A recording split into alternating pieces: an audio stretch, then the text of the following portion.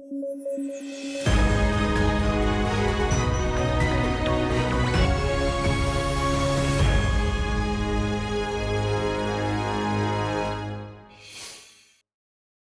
ही में बराक घाटी चर्चा में आई है। चलिए समझते हैं ये कहां है और इसके चर्चा में आने का कारण क्या है। दरअसल नेशनल ग्रीन ट्रिब्यूनल यानी एनजीटी ने असम सरकार को एक प्रकार से चेतावनी भरे लहजे में कुछ कहा है। क्या कहा है? कहा है कि यदि चल रहे मामले के दौरान बराक घाटी में वन भूमि पर सरकारी अधिकारियों द्वारा कोई अवैध निर्माण किया जाता है तो वे इसके कॉन्सिक्वेंसेस और खर्चे के लिए जिम्मेदार होंगे। अब ये भी जानना है कि मामला आखिर है क्या। आपको बता दें कि कुछ दिन पहले एक घटना पर नेशनल ग्रीन ट्रिब्यूनल ने स्वतः संज्ञान लिया था। नेशनल ग्रीन ट्रिब्यूनल के स्वतः संज्ञान में यह आया था कि बराक घाटी में बड़े पैमाने पर कंक्रीट का स्थायी निर्माण किया जा रहा है। दरअसल यह पूरा मामला बराक घाटी में कमांडो बटालियन मुख्यालय के लिए 44 हेक्टेयर संरक्षित वन भूमि के डायवर्जन की वैधता से जुड़ा है। बराक घाटी में यह निर्माण असम के हालाकांडी जिले में आरक्षित वन की आंतरिक सीमा के भीतर किया जा रहा है। यह निर्माण second Assam command battalion unit के मुख्यालय के लिए किया जा रहा है। इस निर्माण कार्य पर आरोप यह है कि इस निर्माण के दौरान वन संरक्षण अधिनियम 1980 के तहत अनिवार्य प्रक्रियाओं को नजरअंदाज किया जा रहा है। वहीं असम सरकार की दलील है कि निर्माण गतिविधियां वन संबंधी नहीं हैं। चलिए अब ज्योग्राफी के नजरिए से इस खबर को देखते हैं। अब जल्दी से असम का मैप देखिए। बराक घाटी असम के दक्षिण में स्थित नदी घाटी है। इस घाटी का नाम बराक नदी पर पड़ा है। सिलचर इस घाटी का प्रमुख नगर है। यह क्षेत्र चाय की खेती के लिए प्रसिद्ध है। इसके अंतर्गत 3 जिले आते हैं, कछार, करीमगंज और हालाकांडी। अब बराक नदी की बात कर लेते हैं। यह बराक नदी मणिपुर राज्य के लियाई कुलेन गांव से निकलती है। यहाँ अधिकांश लोग पौमई नागा जनजाति के हैं। इस जगह पर बराक नदी को वोरई के नाम से जाना जाता है। बहरहाल बराक नदी भारत के मणिपुर, नागालैंड, मिजोरम व असम राज्यों और बांग्लादेश में बहने वाली एक नदी है। यह मणिपुर में दक्षिण पश्चिम की ओर तिपाईमुख तक बहती है, जहां यह लगभग 180 डिग्री का यूटर्न लेती है। फिर यह जिरीमुख तक उत्तर की ओर बहती है और पश्चिम की ओर मुड़कर असम के कछार जिले में बहती है। यह भांगा बाजार नामक जगह में बांग्लादेश में प्रवेश करती है। इसकी लंबाई की बात करें तो यह 900 किलोमीटर लंबी नदी है। इसकी 900 किलोमीटर की लंबाई में से 524 किलोमीटर का हिस्सा भारत में आता है और 31 किलोमीटर का हिस्सा भारत बांग्लादेश सीमा पर आता है। वहीं इसका शेष पार्ट बांग्लादेश में बहता है। जब यह नदी बांग्लादेश में बहती है तो यह सूरमा नदी और कुशियारा नदी में विभाजित हो जाती है। आपको बता दें कि इस नदी का नौगम्य भाग का उत्तरी हिस्सा भारत में आता है। एग्जाम्पल के लिए भारत में लखीपुर से लेकर भंगा तक का 121 किलोमीटर का नदी मार्ग बड़ी नौकाओं को चलाने के लिए अनुकूल है और इस कारण से भारत ने सन 2016 में इस रूट को राष्ट्रीय जलमार्ग 6 घोषित कर दिया है। कुछ और फैक्ट्स की बात कर लेते हैं। इस नदी का कुल जल ग्रहण क्षमता लगभग 52,000 वर्ग किलोमीटर है। इस प्रकार यह नदी घाटी भारत के पूर्वोत्तर क्षेत्र के लिए बेहद इंपॉर्टेंट बन जाती है। इस नदी की सहायक नदियों की बात करें तो ध्यान दीजिए, बराक नदी की प्रमुख सहायक नदियां सभी भारत में हैं, जिसमें जिरी नदी, तुयाल नदी, त्लौंग नदी और जातिंग नदी प्रमुख हैं। आईआईटी कानपुर एनवायरमेंटल इश्यूज के प्रैक्टिकल सॉल्यूशन प्रदान करने के लिए अपने प्रयासों के लिए जाना जाता है। इसके लिए आईआईटी कानपुर सक्रिय रूप से प्रभावशाली तकनीकों के विकास और नवाचार को आगे बढ़ा रहा है। इसी क्रम में आईआईटी कानपुर ने एक और डिवाइस को लॉन्च किया है। दरअसल हाल ही में भारतीय प्रौद्योगिकी संस्थान कानपुर यानी आईआईटीके ने आधिकारिक तौर पर हवा का सैंपल लेने वाला नया इंस्ट्रूमेंट लॉन्च किया है। इस इंस्ट्रूमेंट का नाम है multiple slit nozzle based high volume PM 2.5 impactor assembly. आपको बता दें कि इसे आईआईटी कानपुर के प्रोफेसर तरुण गुप्ता द्वारा डेवलप किया गया है। तो चलिए समझते हैं कि यह इंस्ट्रूमेंट क्या करता है और यह आम लोगों के लिए किस प्रकार से यूजफुल हो सकता है। आईआईटीके के द्वारा बताया गया है कि नया उपकरण वायु प्रदूषण से निपटने और ठोस बदलाव लाने वाले समाधान विकसित करने के प्रयासों में एक महत्वपूर्ण कदम है और यह जल्द ही बाजार में किफायती मूल्य पर उपलब्ध होगा। इसके साथ ही अभी बताया गया है कि संस्थान में विकसित की गई ऐसी तकनीकों का मकसद स्वदेशी पारिस्थितिकी तंत्र को बढ़ावा देने के लिए सूक्ष्म, लघु और मध्यम उद्योगों को बढ़ावा देना है। संस्थान द्वारा यह दावा किया जा रहा है कि यह इंस्ट्रूमेंट भारतीय वायु गुणवत्ता निगरानी पारिस्थितिकी तंत्र में कमियों को दूर करने के लिए डिजाइन किया गया है। आपको बता दें कि हवा के सैंपल लेने वाले इस इंस्ट्रूमेंट में कई स्टिल नोजल के साथ एक उच्च मात्रा वाले PM 2.5 इम्पैक्टर लगाया गया है। यह इंस्ट्रूमेंट कणों को जमा करने की दक्षता और न्यूनतम दबाव ड्रॉप सुनिश्चित करता है। यह इंस्ट्रूमेंट उच्च मात्रा वाले धूल के सैंपल को बड़ी आसानी से जमा कर लेता है। इस उपकरण को विभिन्न एयर पैरामीटर्स का आकलन करने के लिए नमूने एकत्र करने के लिए डिजाइन किया गया है। इसमें सांस लेने योग्य एयर क्वालिटी, एम्बिएंट एयर की निगरानी और पॉल्यूटेंट के मात्रात्मक मूल्यांकन शामिल हैं। इसके अलावा यह एम्बिएंट एयर में मौजूद विभिन्न माइक्रोबियल कॉलोनियों का मात्रात्मक अनुमान भी प्रदान करता है। IIT कानपुर के रिसर्च एंड डेवलपमेंट के प्रोफेसर तरुण गुप्ता ने बताया है कि यह उपकरण एयर क्वालिटी मॉनिटरिंग को आसान बनाता है। इस तकनीकी के साथ आम लोग एयर क्वालिटी मॉनिटरिंग के लिए सटीक और सुलभ उपकरणों पर भरोसा कर सकते हैं, जिससे सभी के लिए एक स्वस्थ वातावरण को बढ़ावा मिलेगा। हाल ही में खबर आई है कि संयुक्त राज्य अमेरिका में सोशल मीडिया ऐप टिकटॉक पर प्रतिबंध लग सकता है। दरअसल अमेरिकी प्रतिनिधि सभा ने 14 मार्च को एक विधेयक पारित किया है। इस विधेयक में कहा गया है कि टिकटॉक की चीनी मूल कंपनी बाइटडांस को 6 महीने के भीतर ऐप से अपनी हिस्सेदारी हटानी होगी, अन्यथा ऐप को अमेरिका में एप्पल और गूगल ऐप स्टोर से हटा दिया जाएगा और संचालन पर प्रतिबंध का सामना भी करना पड़ेगा। आपको बता दें कि यह इस तरह का पहला प्रयास नहीं है। ऐसा ही कुछ 2020 के राष्ट्रपति चुनाव से पहले भी हो चुका है। 2020 के राष्ट्रपति चुनाव से पहले तत्कालीन अमेरिकी राष्ट्रपति डोनाल्ड ट्रंप ने एक कार्यकारी आदेश पर हस्ताक्षर किए थे, जिसमें बाइटडांस को 90 दिनों के भीतर ऐप को बेचने के लिए कहा गया था। ट्रंप ने ऐप को बैन करने के पीछे सुरक्षा चिंताओं के साथ साथ कोविड-19 का हवाला दिया था और कहा था कि कोविड-19 की उत्पत्ति चीन से हुई है और प्रतिबंध को एक प्रतिशोधात्मक यानी बदला लेने वाला बताया गया था। हालांकि ट्रंप के आदेश को कानूनी चुनौतियों का सामना करना पड़ा था। तब से कई अमेरिकी राज्यों ने सरकारी डिवाइस पर इस प्रतिबंध को लगा दिया था। आपको बता दें कि ऐसा ही कुछ प्रतिबंध कनाडा और यूके जैसे देशों में भी है, जबकि भारत, पाकिस्तान और नेपाल जैसे देशों ने टिकटॉक पर राष्ट्रव्यापी प्रतिबंध लगा दिया है। चलिए अब समझते हैं कि अमेरिका अब फिर से क्यों टिकटॉक पर बैन करना चाहता है। आपको पता ही है कि अमेरिका और चीन के संबंध इस वक्त इतिहास के सबसे कठिन दौर से गुजर रहे हैं और इसी बीच अमेरिका की कांग्रेस में हाल ही में विदेशी शत्रु नियंत्रित अनुप्रयोगों से अमेरिकियों की रक्षा विधेयक पारित हुआ है। इस विधेयक के अनुसार इसका मकसद संयुक्त राज्य अमेरिका की राष्ट्रीय सुरक्षा को विदेशी शत्रु नियंत्रित अनुप्रयोगों जैसे कि टिकटॉक और किसी भी उत्तराधिकारी एप्लीकेशन या सेवा से उत्पन्न खतरे से बचाना है। अब इसे कानून बनाने के लिए सीनेट की मंजूरी की जरूरत है। अमेरिकी राष्ट्रपति जो बाइडेन ने पहले ही कहा था कि अगर यह सदन में पारित हो जाता है तो वह इस पर हस्ताक्षर जरूर करेंगे। हालांकि इस विधेयक को सभी राजनीतिक दलों का राजनीतिक समर्थन भी मिला है। आपको बता दें कि इसके पक्ष में 352 और विरोध में केवल 65 वोट पड़े हैं। आपको बता दें कि 2016 में टिकटॉक लॉन्च हुआ था। इसके बाद से इसे विश्व स्तर पर लोकप्रियता हासिल करनी शुरू करी। वहीं वर्तमान में अमेरिका में लगभग 170 मिलियन टिकटॉक उपयोगकर्ता हैं। ध्यान दीजिए कि अमेरिका की जनसंख्या 2020 में 331 मिलियन थी, यानी लगभग आधा अमेरिका टिकटॉक का उपयोग करता है और टिकटॉक के यूजर्स में 25 वर्ष से कम आयु के लोगों के होने की अधिक संभावना भी बताई जा रही है। लेकिन अमेरिकी सरकारी एजेंसियों के अनुसार असली चिंता चीनी ऐप के माध्यम से अमेरिकी नागरिकों के डेटा के संभावित संग्रह और उनकी निगरानी के बारे में है। इस बारे में अमेरिकी संघीय संचार आयोग के प्रमुख ब्रैंडन कैर का एक बयान सुनिए।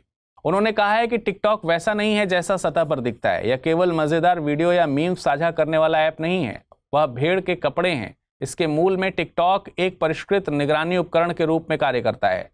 इन्होंने इस मामले में भारत का भी जिक्र किया। इन्होंने कहा कि भारत जैसे दुनिया के सबसे बड़े लोकतंत्र ने भी अनाधिकृत तरीके से यूजर्स के डेटा चोरी करने और गुप्त रूप से प्रसारित करने के लिए राष्ट्रीय सुरक्षा के आधार पर पहले ही टिकटॉक पर प्रतिबंध लगा दिया है। चलिए अब ये भी देखते हैं कि बाइटडांस और चीन ने इस मामले पर अपनी कैसी प्रतिक्रिया दी है। देखिए, कई सालों से बाइटडांस ने इन आरोपों से इनकार किया है कि यह अमेरिकी यूजर्स के डेटा को चीन में संग्रहित कर रहा है या चीन की कम्युनिस्ट पार्टी को सौंप रहा है।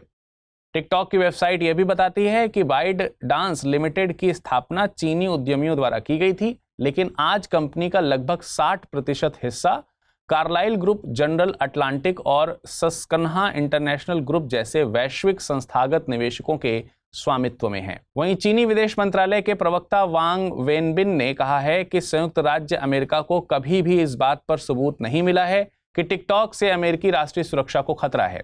लेकिन उसने टिकटॉक पर आरोप लगाना कभी भी बंद नहीं किया है। उन्होंने कहा है कि इस तरह का धमकाने वाला व्यवहार जो कंपनियों की सामान्य व्यावसायिक गतिविधि को बाधित करता है, इसी के साथ साथ निवेश के माहौल में अंतर्राष्ट्रीय निवेशकों के विश्वास को नुकसान पहुंचाता है और सामान्य अंतर्राष्ट्रीय आर्थिक और व्यापार व्यवस्था को नुकसान पहुंचाता है। कमेंट करके बताइए कि टिकटॉक जैसे ऐप को बैन करने के अमेरिकी कदम को आप कैसे देखते हैं। हाल ही में सुप्रीम कोर्ट मद्रास उच्च न्यायालय के आदेश को चुनौती देने वाली याचिका पर सुनवाई करने के लिए सहमत हो गया है। दरअसल मद्रास उच्च न्यायालय के एक आदेश में कहा गया था कि केवल चाइल्ड पोर्नोग्राफी डाउनलोड करना और देखना यौन अपराधों से बच्चों का संरक्षण यानी पोक्सो अधिनियम 2012 और सूचना प्रौद्योगिकी यानी IT अधिनियम 2000 के तहत अपराध नहीं है। तो चलिए समझते हैं कि पूरा मामला क्या है। दरअसल 2 बाल कल्याण गैर सरकारी संगठनों फरीदाबाद के just right for children alliance और नई दिल्ली स्थित बचपन बचाओ आंदोलन ने एक सुप्रीम कोर्ट में एक याचिका दायर की थी। इसमें मद्रास हाईकोर्ट के फैसले का जिक्र किया गया। इसमें कहा गया है कि चाइल्ड पोर्नोग्राफी को देखना अगर पोक्सो अधिनियम के दायरे में नहीं आएगा तो इससे बाल कल्याण पर हानिकारक प्रभाव पड़ सकता है। चलिए अब जानते हैं कि मामला क्या था और हाईकोर्ट ने क्या फैसला सुनाया था। दरअसल एस हरीश बनाम पुलिस इंस्पेक्टर और अन्य मामले में मद्रास हाईकोर्ट ने 28 वर्षीय व्यक्ति के खिलाफ पुलिस द्वारा शुरू की गई आपराधिक कार्यवाही को रद्द कर दिया था। इस व्यक्ति ने इंटरनेट से चाइल्ड अश्लीलता वीडियो डाउनलोड किया था और ऐसा करने पर इस व्यक्ति पर पोक्सो और IT अधिनियम के तहत अपराध दर्ज हुआ था। इस मामले पर न्यायमूर्ति आनंद वेंकटेश की एकल न्यायाधीश पीठ ने फैसला सुनाया था कि इस न्यायालय के समक्ष जो सामग्री रखी गई है वह याचिकाकर्ता के खिलाफ यौन अपराधों से बच्चों का संरक्षण अधिनियम 2012 और सूचना प्रौद्योगिकी अधिनियम 2000 की धारा 67B और धारा 14(1) के तहत अपराध नहीं बनाती है। मद्रास हाईकोर्ट ने यह कहा था कि जनरेशन Z के बच्चे पोर्न की लत से जूझ रहे हैं और समाज को उन्हें दंडित करने के बजाय उचित रूप से शिक्षित करना चाहिए। इसी के साथ मद्रास हाईकोर्ट ने आरोपी को सलाह दी कि यदि अभी भी अपनी लत से वह पीड़ित है तो काउंसलिंग में भाग लें। मद्रास हाईकोर्ट ने केरल हाईकोर्ट के फैसले पर भी भरोसा किया, जिसमें कहा गया था कि निजी तौर पर अश्लील साहित्य देखना भारतीय दंड संहिता की धारा 292 के तहत अपराध नहीं है।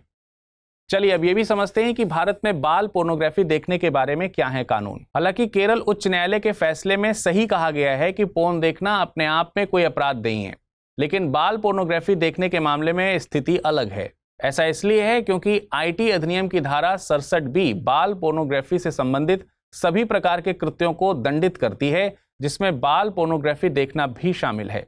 आपको बता दें कि IT अधिनियम की धारा 67B के तहत इलेक्ट्रॉनिक रूप में बच्चों को यौन कृत्यों में चित्रित करने वाली सामग्री को प्रकाशित करने, प्रसारित करने या बनाने पर 5 से 7 साल की कैद और 10 लाख रुपए तक का जुर्माना हो सकता है। वहीं पोक्सो अधिनियम की धारा 14 में किसी बच्चे को अश्लील उद्देश्यों के लिए इस्तेमाल करने पर सजा का प्रावधान है। धारा 14(1) में कहा गया है कि जो कोई भी किसी बच्चे या बच्चों का उपयोग अश्लील उद्देश्यों के लिए करेगा उसे 5 साल से कम की अवधि के लिए कारावास की सजा दी जाएगी और जुर्माना भी लगाया जाएगा, और दूसरी या बाद की सजा की स्थिति में 7 वर्ष से कम की अवधि के लिए कारावास और जुर्माना भी लगाया जा सकता है। चलिए वक्त हो चला है आज के बुलेटिन पर आधारित प्रश्नों को देखने का। पहला प्रश्न है, बराक नदी से रिलेटेड निम्नलिखित कथनों पर विचार कीजिए। यह नदी मणिपुर राज्य के लियाई कुलेन गांव से निकलती है। बराक नदी भारत के मणिपुर, नागालैंड, मिजोरम व असम राज्यों और बांग्लादेश में बहती है। उपरोक्त कथनों के आधार पर सही विकल्प को चुनिए। केवल एक कथन सही है, केवल कथन 2 सही है, दोनों कथन सही हैं, दोनों कथन गलत हैं। अगला प्रश्न है, हाल ही में संयुक्त सैन्य अभ्यास लिमितिये 2024 की शुरुआत की गई। यह किन 2 देशों के बीच सैन्य अभ्यास है? भारत और सेशेल्स के बीच का, भारत और मालदीव के बीच का, भारत और मेडागास्कर के बीच का, या फिर भारत और सोमालिया के बीच का? चलिए अब एक नजर डाल लेते हैं पिछले बुलेटिन में पूछे गए प्रश्नों पर और जानते हैं उनके सही उत्तर। पहला प्रश्न था, हाल ही में चर्चा में आया वायुमंडलीय अनुसंधान परीक्षण स्थल यानी ART मध्य प्रदेश के किस जिले में स्थापित किया गया है? सीहोर, भोपाल, रायसेन या फिर सागर? इसका सही जवाब है ऑप्शन ए यानी सीहोर। हाल ही में मुंबई सेंट्रल स्टेशन का नाम बदलकर किन महान हस्ती के नाम पर रखा जाने का प्रस्ताव पारित किया गया है? सर जमशेदजी जीजाभाई, नाना शंकर सेठ या फिर दिनशा वाचा या फिर बाल गंगाधर तिलक? इसका सही जवाब है ऑप्शन बी यानी नाना शंकर सेठ। हाल ही में गेल इंडिया लिमिटेड ने मध्य प्रदेश के विजयपुर में देश की पहली स्मॉल स्केल एलएनजी यानी SSLNG इकाई शुरू की है। पेट्रोलियम मंत्री हरदीप सिंह पुरी के अनुसार आने वाले वर्षों में कई ऐसे संयंत्र बनाने की उम्मीद है जो संभावित रूप से देश के प्राकृतिक गैस परिदृश्य को बदल सकते हैं। तो चलिए सबसे पहले समझते हैं कि LNG क्या होती है। LNG का फुल फॉर्म है लिक्विफाइड नेचुरल गैस, यानी ऐसी प्राकृतिक गैस जिसको तरल रूप में बदल दिया जाता है। अब इसको तरल रूप में क्यों बदल दिया जाता है, इसको समझने के लिए प्राकृतिक गैस के नेचर को समझना जरूरी है। प्राकृतिक गैस यानी नेचुरल गैस क्या होती है? प्राकृतिक गैस करोड़ों साल पहले धरती के अंदर जमे हुए मरे हुए जीवों के सड़े गले पदार्थ से बनती है। ध्यान देने वाली बात यह है कि यह गैसीय अवस्था में पाई जाती है। प्राकृतिक गैस कई गैसों का मिश्रण है, जैसे methane, ethane, propane, butane, pentane. इनमें 80% तक मीथेन होती है तथा 0 से 20% तक अन्य उच्च हाइड्रोकार्बन्स शामिल होते हैं। इसके अतिरिक्त इसमें कुछ अशुद्धियां भी पाई जाती हैं, जैसे सल्फर, जल वाष्प इत्यादि। चूंकि प्राकृतिक गैस गैसीय अवस्था में पाई जाती है, इसलिए इसके भंडारण और परिवहन को आसान बनाने के लिए इसको ठंडा करके तरल रूप में बदल दिया जाता है। ध्यान दीजिए कि तरल अवस्था में प्राकृतिक गैस का आयतन उसके गैसीय अवस्था के आयतन से लगभग 600 गुना कम हो जाता है। यानी LNG ऐसी प्राकृतिक गैस है जिसे शिपिंग और भंडारण के लिए लगभग -260 डिग्री फ़ारेनहाइट पर तरल अवस्था में ठंडा किया जाता है। तरल अवस्था में बदलने से प्राकृतिक गैस को उन स्थानों तक पहुंचाना संभव हो जाता है जहां पाइपलाइन नहीं पहुंचती है। जब पाइपलाइन परिवहन संभव नहीं होता है तो प्राकृतिक गैस को तरलीकृत करना प्राकृतिक गैस को लंबी दूरी तक ले जाने का सबसे अच्छा तरीका बन जाता है। अपने कॉम्पैक्ट तरल रूप में प्राकृतिक गैस को विशेष टैंकरों में भरकर दुनिया भर के टर्मिनलों तक भेजा जा सकता है। इन टर्मिनलों पर LNG को उनकी गैसीय अवस्था में लौटा दिया जाता है और पाइपलाइन द्वारा वितरण कंपनियों, औद्योगिक उपभोक्ताओं और बिजली संयंत्रों तक पहुंचाया जाता है। अब आपके मन में सवाल आ रहा होगा कि स्मॉल स्केल LNG इकाई क्या है। देखिए, नाम से ही स्पष्ट है कि यह एक पारंपरिक बड़े इकाई वाली LNG इकाई का एक छोटा वर्जन है। हालांकि वैश्विक स्तर पर इसको अभी भी एक उभरते उद्योग के रूप में देखा जाता है। SSLNG इकाई में वो सभी काम होते हैं जो एक बड़ी LNG इकाई में होता है, बस अंतर यह है कि यहाँ छोटे पैमाने पर काम होता है, यानी गैस को तरल रूप में बदलना, वापस से गैस में बदलना, शिपिंग आदि सब एक स्मॉल स्केल में यहाँ होता है। चलिए अब समझते हैं कि देश की पहली SSLNG इकाई शुरू करने के पीछे क्या कारण है। तो देखिए, सरकार की महत्वाकांक्षा पूरे देश में विभिन्न क्षेत्रों में प्राकृतिक गैस को अपनाने और उपयोग को बढ़ावा देकर भारत को गैस आधारित अर्थव्यवस्था में बदलने की है। फिलहाल भारत के एनर्जी सेक्टर में प्राकृतिक गैस की हिस्सेदारी वर्तमान में 6% है और भारत के लक्ष्य की बात करें तो भारत इस हिस्सेदारी को 2030 तक 15% करना चाहता है। भारत प्राकृतिक गैस के उपयोग और प्रोडक्शन को बढ़ाना चाहता है। सवाल आ रहा होगा कि आखिर ऐसा क्यों?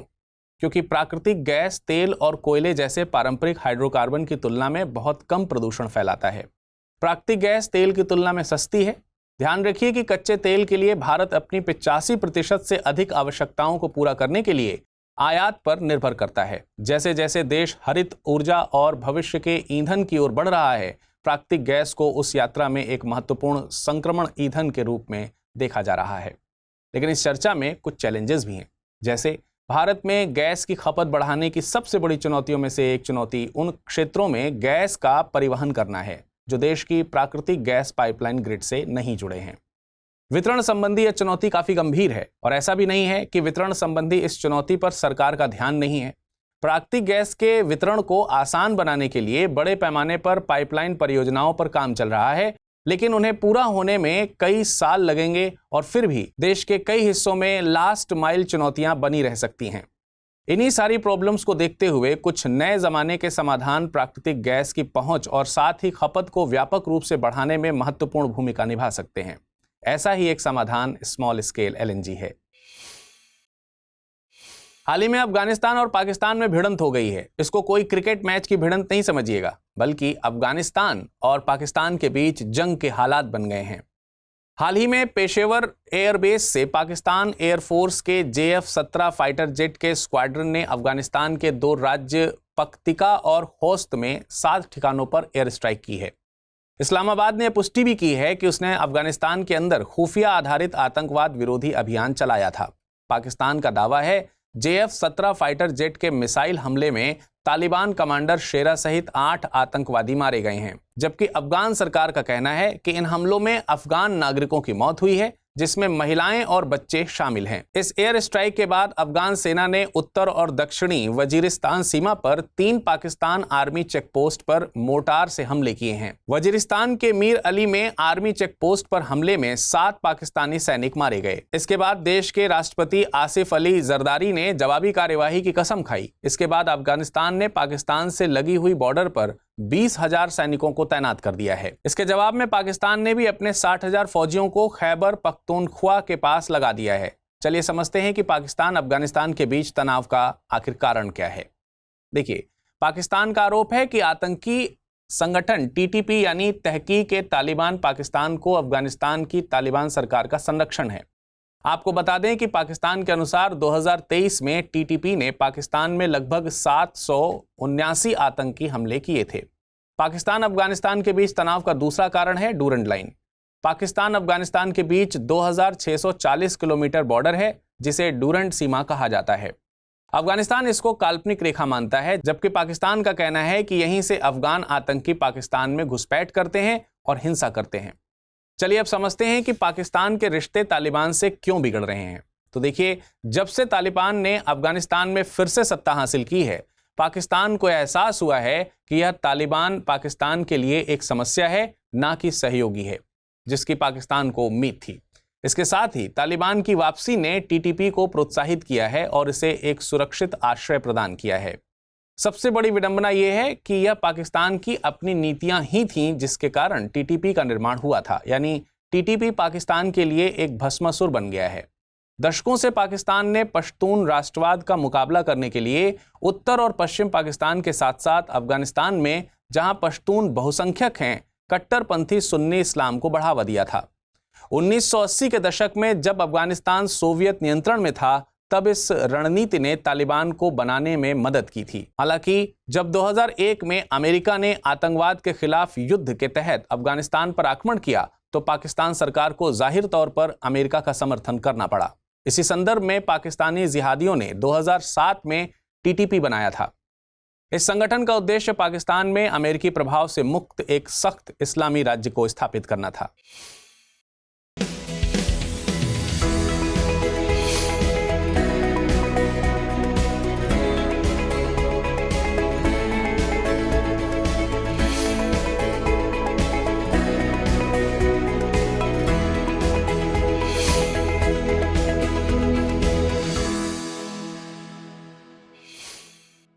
हाल ही में शीर्ष निर्यातक निकाय FIEO के नवनिर्वाचित अध्यक्ष अश्विनी कुमार ने कहा है कि लाल सागर संकट जैसी भू राजनीतिक चुनौतियों के बावजूद देश का व्यापारिक निर्यात इस वित्तीय वर्ष के अंत तक 450 बिलियन अमेरिकी डॉलर तक पहुंचने की उम्मीद है।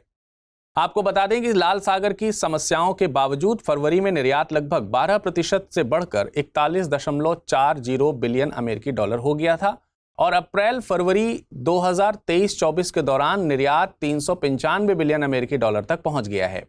गौरतलब है कि फरवरी में व्यापारिक निर्यात वृद्धि मुख्य रूप से इंजीनियरिंग सामान, इलेक्ट्रॉनिक सामान, कार्बनिक और अकार्बनिक रसायन, दवाएं और फार्मास्यूटिकल्स और पेट्रोलियम उत्पादों के साथ हुई है। इसी के साथ FIEO के अध्यक्ष ने कहा है कि समुद्री बीमा की उपलब्धता और माल ढुलाई शुल्क में तर्कसंगत वृद्धि सुनिश्चित करके लाल सागर संकट की चुनौतियों का समाधान करना समय की मांग है। अध्यक्ष ने भी कहा है कि निर्यात क्षेत्र विशेष रूप से MSME को देश के निर्यात और बढ़ावा देने के लिए आसान और कम लागत वाले ऋण और विपणन समर्थन की आवश्यकता है। आपको बता दें कि MSME 2030 तक 1 ट्रिलियन अमेरिकी डॉलर के माल निर्यात लक्ष्य को प्राप्त करने में महत्वपूर्ण भूमिका निभाएंगे। MSME को अर्थव्यवस्था की रीढ़ माना जाता है, लेकिन MSME को ऋण से संबंधित कुछ मुद्दों का सामना करना पड़ रहा है। MSME के अलावा UK और ओमान जैसे मुक्त व्यापार समझौते के शीघ्र समापन से आउटबाउंड शिपमेंट को बढ़ावा देने में भी मदद मिलेगी। आपको बता दें कि Federation of Indian Export Organisation, जिसे FIEO के नाम से जाना जाता है, की स्थापना 1965 में देश में एक शीर्ष निर्यात प्रोत्साहन संगठन निकाय के रूप में की गई थी। हाल ही में आइसक्यूब न्यूट्रिनो वेधशाला चर्चा में आया है। आइसक्यूब न्यूट्रिनो वेधशाला पृथ्वी के दक्षिणी ध्रुव पर स्थापित किया गया एक उपकरण है जो न्यूट्रिनो नामक उप परमाणविक कणों का पता लगाता है। याद रखने वाली बात है कि आइस क्यूब दुनिया का सबसे बड़ा न्यूट्रिनो टेलीस्कोप है। इसके सेंसर बर्फ के 1 किलोमीटर क्षेत्र में फैले हुए हैं। इसका निर्माण और रखरखाव आइस क्यूब सहयोग नामक ग्रुप द्वारा किया जाता है, जिसमें विस्कॉन्सन विश्वविद्यालय मेडिसिन के नेतृत्व में दुनिया भर के कई विश्वविद्यालय शामिल हैं। आपको बता दें कि आइस क्यूब न्यूट्रिनो वेधशाला में बर्फ की सतह से 1.4 किलोमीटर गहराई में हजारों सेंसर लगे हुए हैं और सतह के ऊपर कई डिटेक्टर शामिल हैं। गौरतलब है कि न्यूट्रिनो हल्के कण होते हैं जो पदार्थ के साथ बहुत कम ही संपर्क करते हैं। यही कारण है कि इन्हें भूत कण या घोस्ट पार्टिकल भी कहा जाता है। इसके साथ ही डिटेक्टर का संग्रहण क्षेत्र जितना बड़ा होगा, न्यूट्रिनो को पहचानने की संभावना उतनी ही अधिक होगी। जब एक न्यूट्रिनो सेंसर के आसपास की बर्फ के साथ संपर्क करता है तो यह कुछ आवेशित कण और कुछ विकिरण उत्पन्न कर सकता है। ये सेंसर न्यूट्रिनो को पता लगाने के लिए विकिरण का पता लगाते हैं और कण के बारे में अधिक समझने के लिए विकिरण के गुणों का उपयोग करते हैं। आपकी जानकारी के लिए बता दें कि न्यूट्रिनो एक उपपरमाणविक कण है जिसमें कोई विद्युत आवेश नहीं होता है और इसका द्रव्यमान बहुत कम होता है। न्यूट्रिनो मूलभूत कणों में से एक माने जाते हैं। इसका मतलब है कि यह किसी छोटे अन्य परमाणु टुकड़े से नहीं बना है। इसका पता लगाना कठिन है क्योंकि इनका अन्य पदार्थ के साथ न्यूनतम संपर्क होता है। न्यूट्रिनो विभिन्न रेडियोधर्मी क्षयों जैसे परमाणु नाभिक के बीटा क्षय द्वारा निर्मित होते हैं। न्यूट्रिनो का पता लगाने के लिए बहुत बड़े और संवेदनशील डिटेक्टरों की आवश्यकता होती है। न्यूट्रिनो विभिन्न प्रकार के होते हैं। वैज्ञानिकों ने अब तक खोजे गए 3 प्रकार के न्यूट्रिनो को इलेक्ट्रॉन न्यूट्रिनो, म्यूऑन न्यूट्रिनो और ताऊ न्यूट्रिनो नाम दिए हैं। सबसे मजे की बात यह है कि न्यूट्रिनो विभिन्न प्रकारों में बदलते रहते हैं, जिसे वैज्ञानिक न्यूट्रिनो दोलन कहते हैं।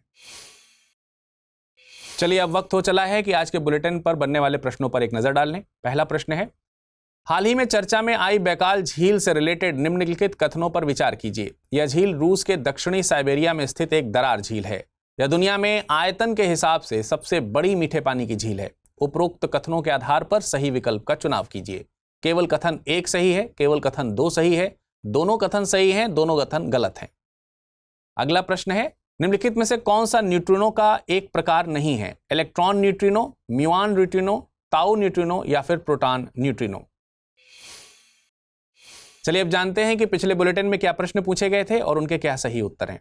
पहला प्रश्न पूछा गया था, बराक नदी से रिलेटेड निम्नलिखित कथनों पर विचार कीजिए। यह नदी मणिपुर राज्य के लियाई कुलेन गांव से निकलती है। बराक नदी भारत के मणिपुर, नागालैंड, मिजोरम व असम राज्यों और बांग्लादेश में बहती है। उपरोक्त कथनों के आधार पर सही विकल्प का चुनाव कीजिए। केवल कथन 1 सही है, केवल कथन 2 सही है, दोनों कथन सही हैं या फिर दोनों कथन गलत हैं। इसका सही जवाब है ऑप्शन सी, यानी दोनों कथन सही हैं। हाल ही में संयुक्त सैन्य अभ्यास लमितिये 2024 की शुरुआत की गई। यह किन 2 देशों के बीच का सैन्य अभ्यास है? भारत और सेशेल्स के बीच का, भारत और मालदीव के बीच का, भारत और मेडागास्कर के बीच का या फिर भारत और सोमालिया के बीच का? इसका सही जवाब है ऑप्शन ए, भारत और सेशेल्स के बीच का। एक बार महात्मा गांधी जी ने कहा था कि आप सबसे ज्यादा खुश तब होते हैं जब जो आप सोचते हैं, जो आप कहते हैं और जो करते हैं उनमें सामंजस्य हो। महात्मा गांधी जी तो अब हमारे बीच नहीं रहे, लेकिन उनकी ये बात बहुत सटीक बैठती है, खास तौर से आज के तनाव भरे माहौल में तो ये बात बेहद इंपॉर्टेंट हो जाती है। खैर, आज हम खुश होने की बात इसलिए कर रहे हैं क्योंकि आज की पूरी दुनिया वर्ल्ड हैप्पीनेस डे मना रही है। तो चलिए खबर की शुरुआत इस दिन को मनाए जाने वाले इतिहास को समझने से करते हैं। देखिए, 12 जुलाई 2012 को संयुक्त राष्ट्र महासभा ने संकल्प 66/281 के माध्यम से वर्ल्ड हैप्पीनेस डे की घोषणा की थी, लेकिन इस दिन को मनाने की शुरुआत 2013 से हुई थी। इंटरनेशनल डे ऑफ हैप्पीनेस की स्थापना के पीछे भूटान को श्रेय दिया जाता है। आपको बता दें कि 1970 के दशक में भूटान दुनिया का पहला देश था जिसने देश की जीडीपी से भी ज्यादा लोगों की खुशहाली तवज्जो दी थी। आज भी भूटान में हैप्पीनेस इंडेक्स को काफी महत्व दिया जाता है। तो चलिए अब ये भी समझते हैं कि 20 मार्च को ही क्यों मनाया जाता है इंटरनेशनल हैप्पीनेस डे।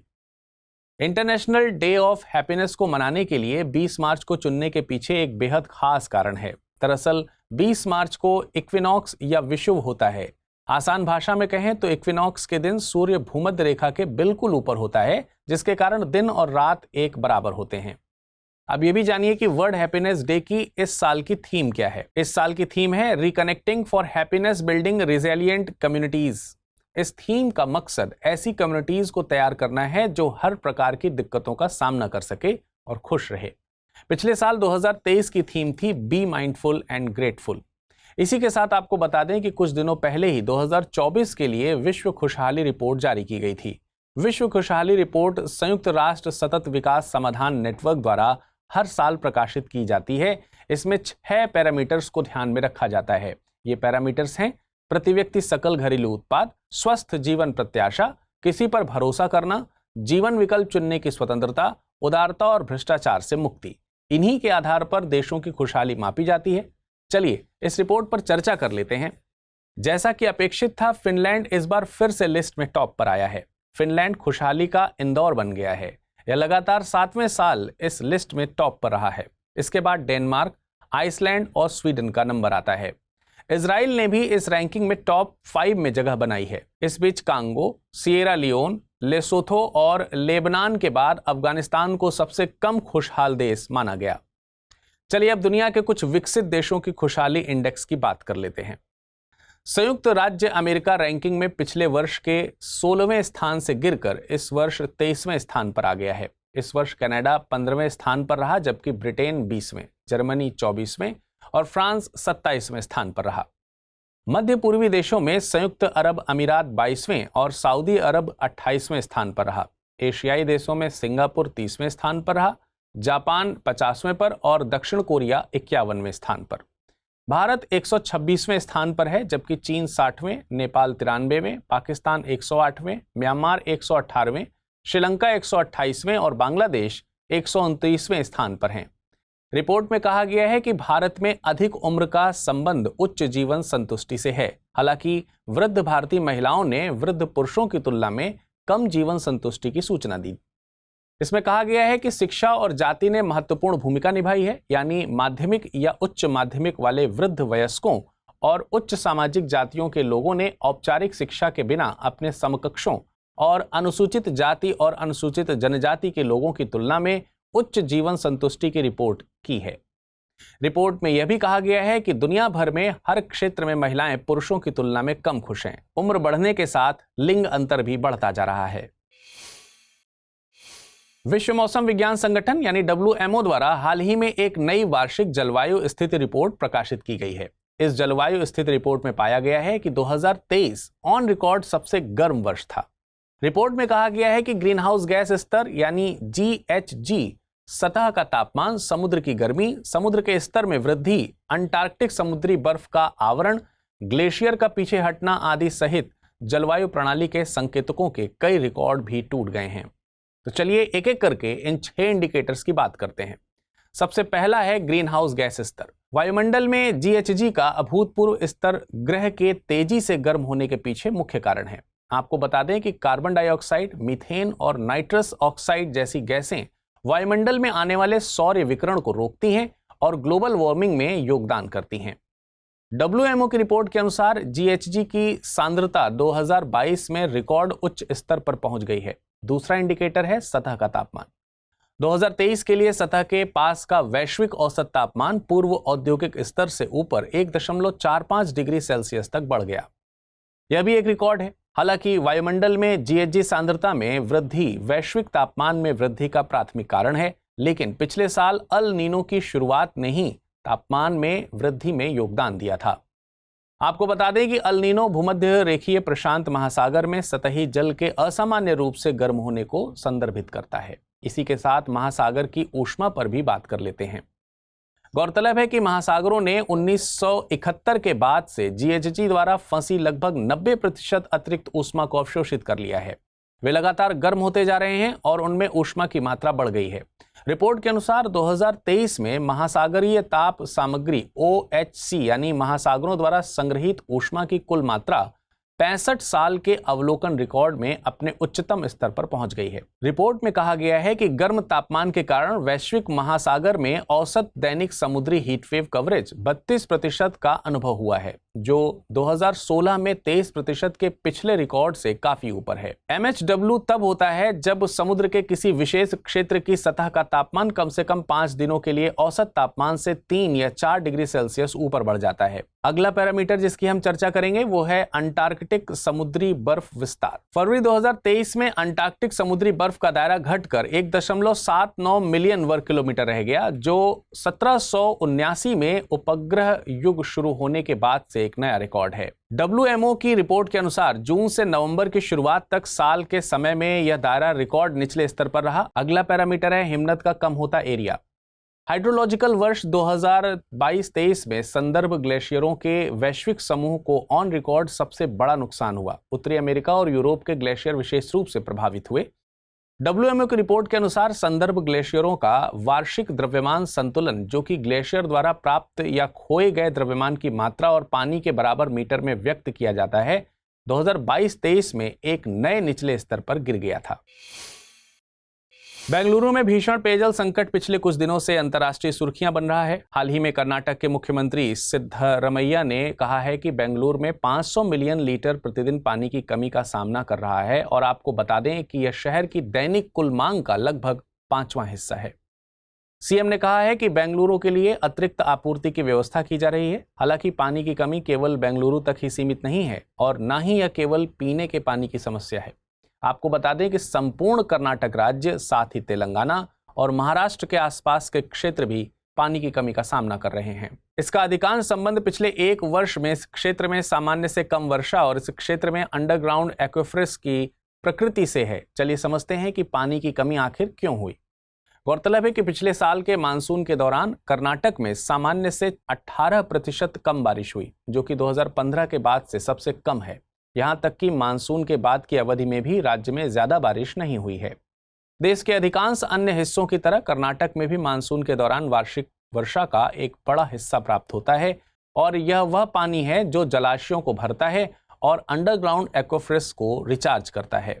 मानसून के महीने में वर्षा की कमी लगभग अनिवार्य रूप से जल तनाव का कारण बनती है। लेकिन एक सवाल यह है कि पिछले मानसून में कर्नाटक एकमात्र राज्य नहीं था जहां सामान्य से कम बारिश हुई थी। उदाहरण के लिए केरल में 34% की कमी देखी गई थी, वहीं बिहार, झारखंड और पूर्वी उत्तर प्रदेश में लगभग 25% की कमी दर्ज की गई थी। तो कर्नाटक में ऐसी क्या बात है जिससे यहां पानी की भीषण कमी देखी गई लेकिन अन्य राज्यों में नहीं? तो देखिए, कर्नाटक के मामले में जो अंतर है वह क्षेत्र में अंडरग्राउंड एक्विफर्स की प्रकृति से पड़ता है। दरअसल दक्षिण भारत में यह एक बहुत अलग तरह की एक्विफर्स प्रणाली है। यह बहुत पथरीला है और इसके साथ ही जलभृत्यों में बहुत अधिक पानी नहीं रहता है। वे जल्दी खाली हो जाते हैं और वे बहुत जल्दी रिचार्ज भी हो जाते हैं। इसका मतलब यह है कि लंबे समय तक सूखे की स्थिति में भूजल संसाधन तुरंत लंबे समय तक टिके रहने में सक्षम नहीं है। यह उत्तर भारत के एक्विफर्स से बहुत अलग है, जिसकी जल धारण करने की क्षमता काफी बेहतर है। उत्तर भारत में एक्विफर्स एक बार भर जाने पर कुछ वर्षों तक मांग को बनाए रखने के लिए पर्याप्त पानी रख सकते हैं। यही कारण है कि बिहार और उत्तर प्रदेश, जहां पिछले साल कर्नाटक से भी कम बारिश हुई थी, वहां पानी की इतनी कमी नहीं देखी गई है। कम वर्षा से एक और चीज देखी गई है, वो है जलाशयों में पानी का अपेक्षाकृत कम स्तर।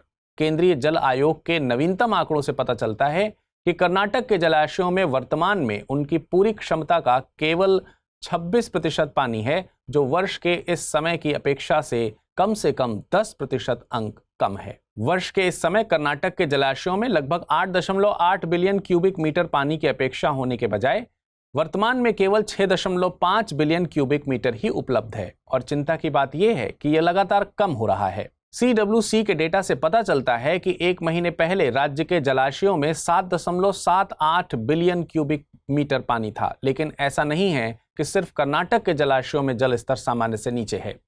दक्षिण भारत के अन्य राज्य भी इसी समस्या का सामना कर रहे हैं। तेलंगाना की स्थिति तो और भी ज्यादा खराब है। तो फिर कर्नाटक का ही ऐसा हाल क्यों है?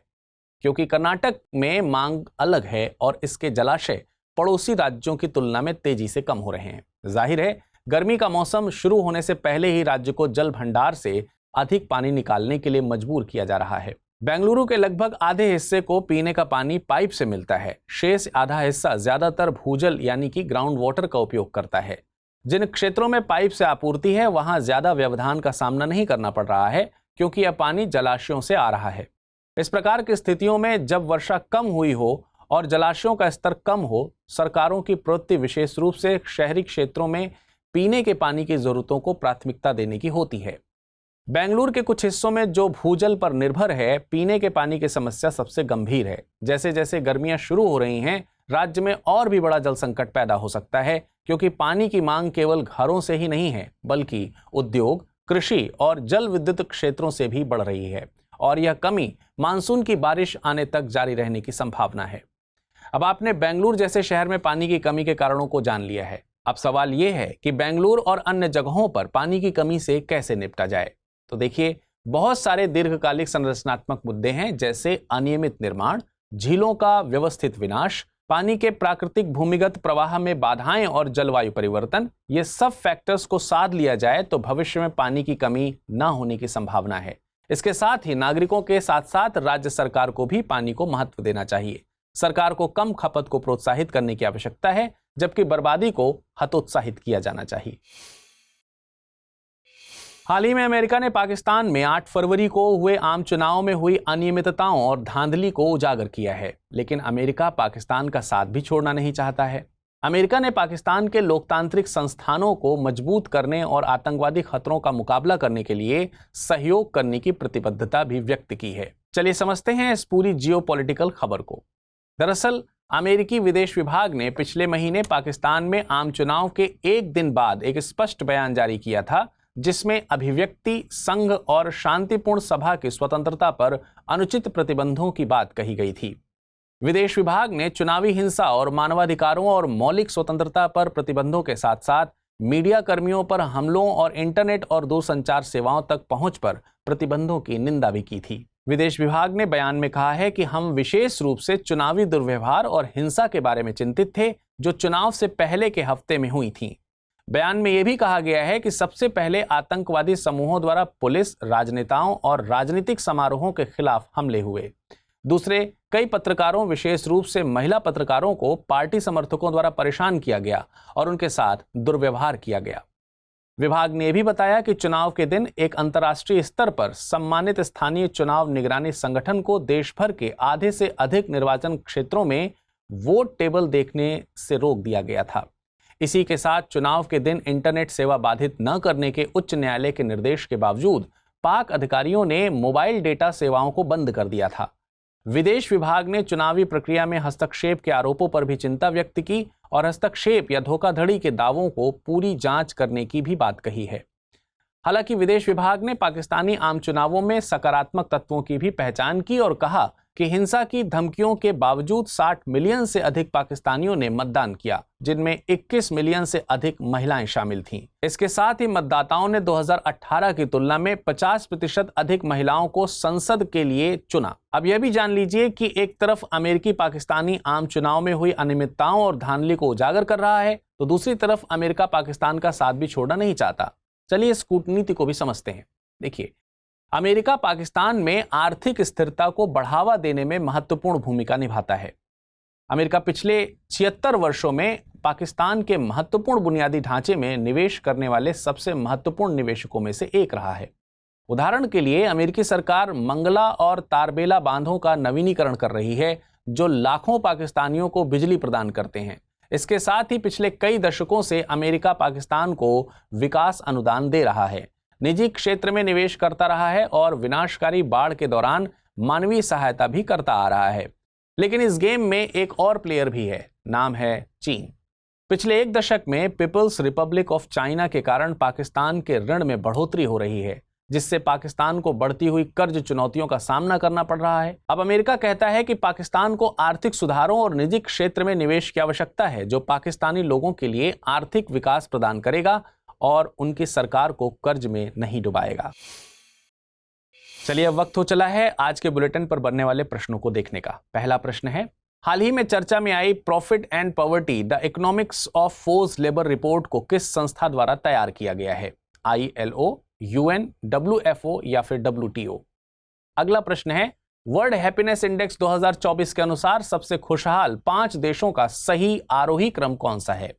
Finland, Denmark, Iceland, Sweden, Israel या फिर Finland, Luxembourg, Switzerland, Iceland, Sweden? Finland, Denmark, America, Sweden, Israel, या फिर Finland, Australia, Iceland, Sweden, Israel. चलिए अब एक नजर डालते हैं कल के प्रश्नों पर और जानते हैं उनके सही उत्तर। पहला प्रश्न था, हाल ही में चर्चा में आई बैकाल झील से रिलेटेड निम्नलिखित कथनों पर विचार कीजिए। यह झील रूस के दक्षिणी साइबेरिया में स्थित एक दरार झील है।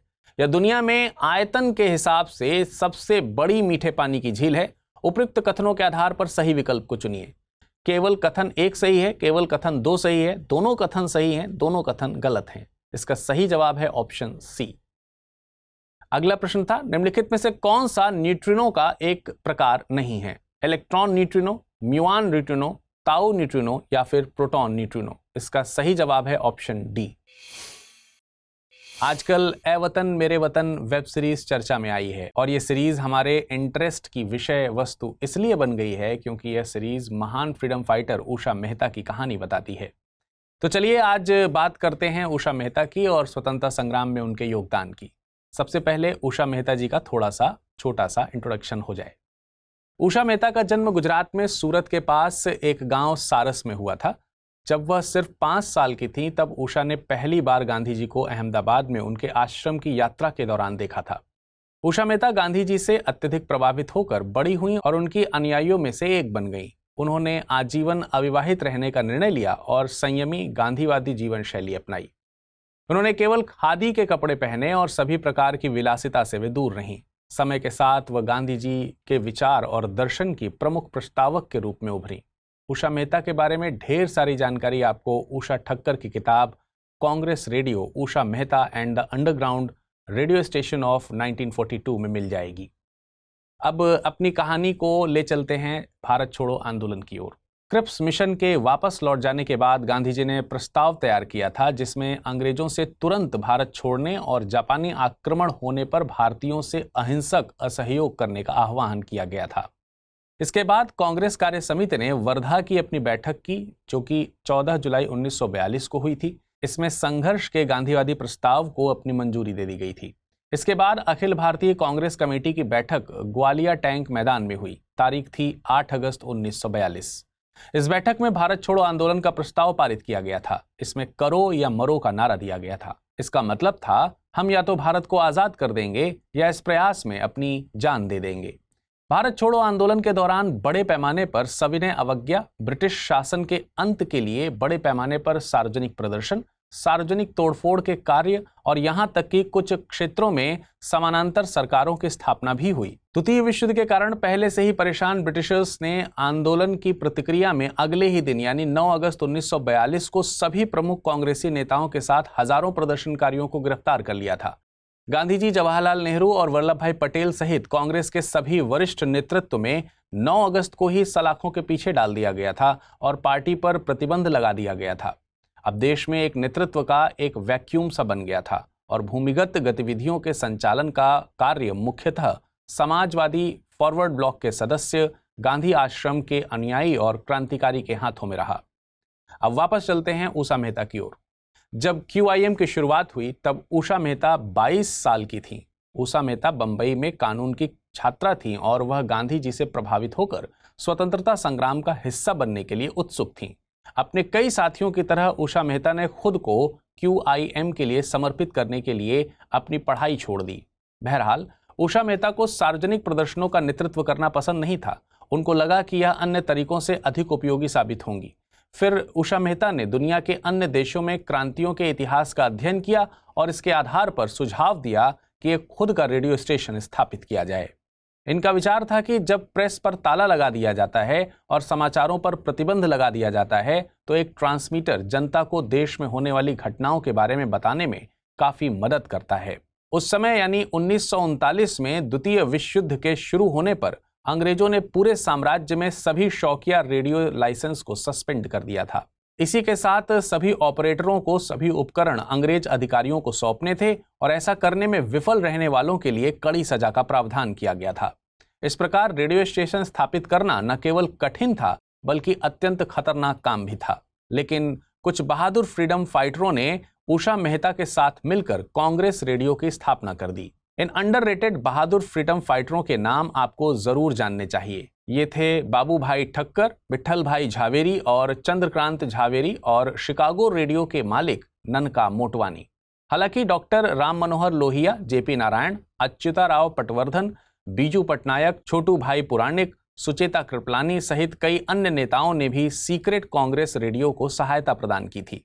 इस प्रकार 14 अगस्त 1942 को उषा मेहता और इन सहयोगियों ने सीक्रेट कांग्रेस रेडियो स्टेशन शुरू किया। इसका पहला प्रसारण 27 अगस्त को हुआ। उनकी आवाज में प्रसारित पहले शब्द थे, यह भारत में कहीं से 42.34 मीटर की तरंग दैर्घ्य पर कांग्रेस रेडियो कॉलिंग है। इस ग्रुप ने सबसे पहले चटगांव बम हमले, जगदीशपुर हड़ताल और बलिया में होने वाली घटनाओं की खबर दी और आष्टी और चिमूर में हुए अत्याचारों का पूरा विवरण प्रसारित किया।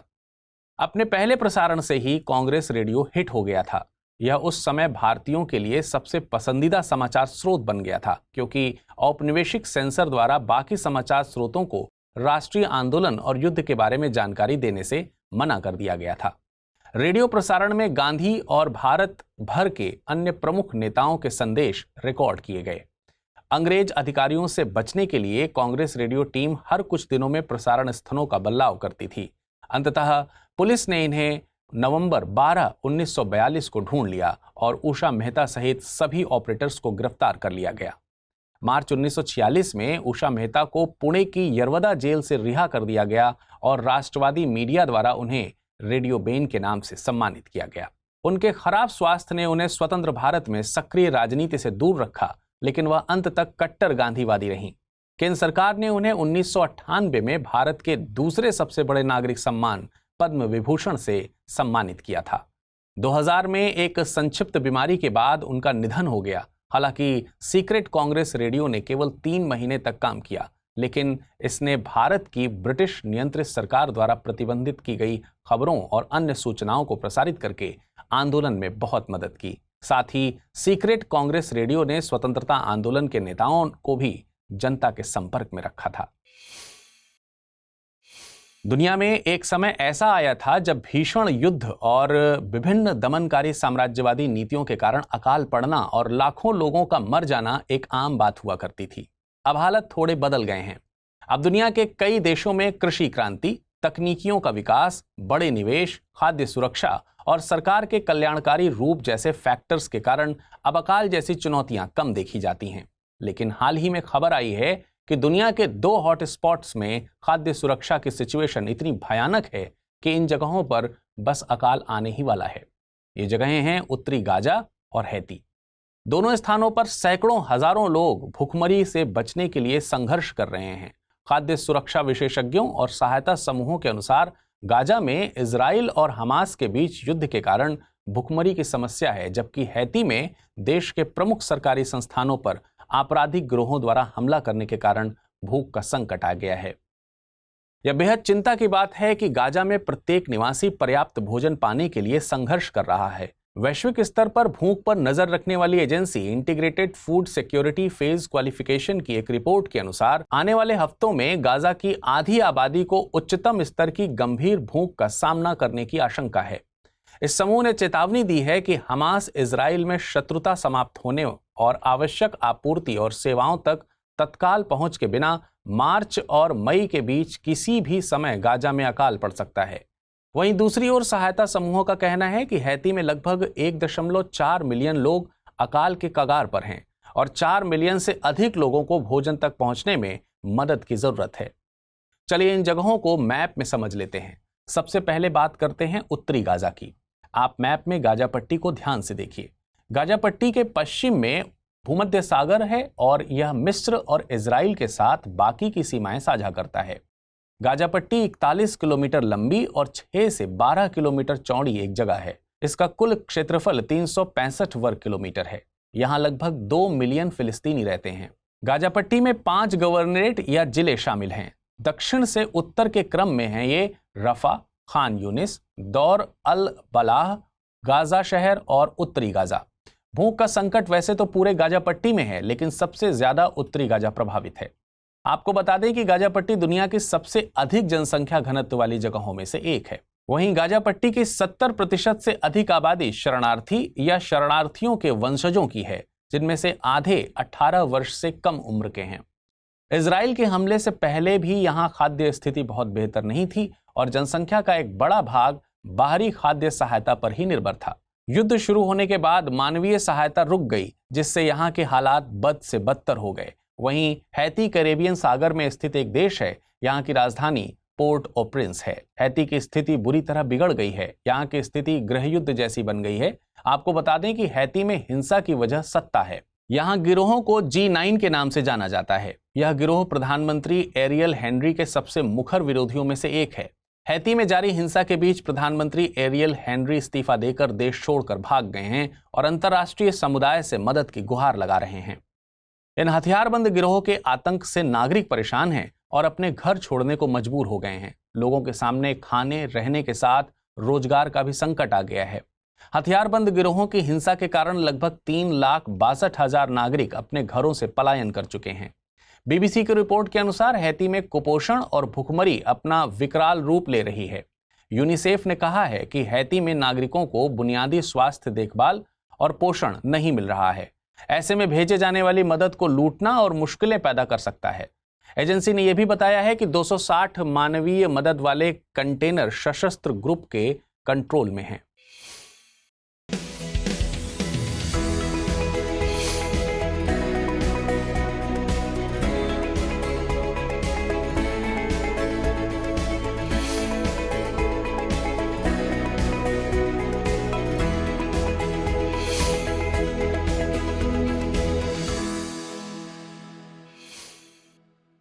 हाल ही में एक नया अध्ययन प्रकाशित हुआ है। इसके अनुसार भारत ने वित्तीय वर्ष 2022-23 में लगभग 100 किलो टन सौर कचरा उत्पन्न किया है।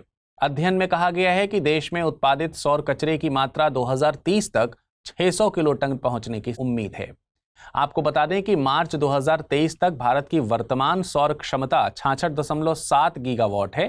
ध्यान दीजिए कि यह क्षमता पिछले 10 वर्षों में 23 गुना बढ़ गई है। इसी के साथ 2030 तक भारत की स्थापित सौर क्षमता 292 गीगावाट तक पहुंचने की उम्मीद है।